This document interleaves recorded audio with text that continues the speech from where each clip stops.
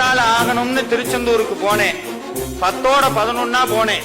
யாருக்கும் அப்ப தெரியாது, யாருக்கும் தெரியாது. கூட்டத்தோட கூட்டமா நெரிச்சு உட்கார்ந்து திருச்செந்தூர் முருகனை சண்முகர் அங்க இருக்கிறார். பார்த்த உன்னையே கண்ல தண்ணி வந்துடும், பார்த்த உன்னையே கண்ல அப்படியே தண்ணி வந்துடும்.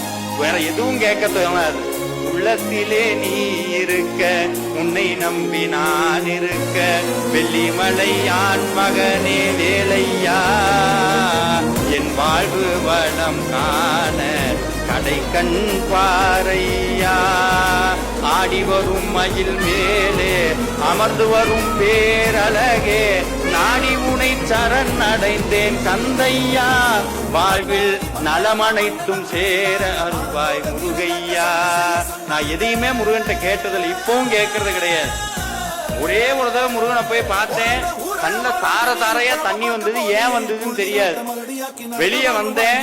அடுத்த வருஷம் திருச்செந்தூர் மண்டம் மிதிக்கும் போது ஆண்டவன் என்ன விஐபியா தான் கூட்டிட்டு போனார்.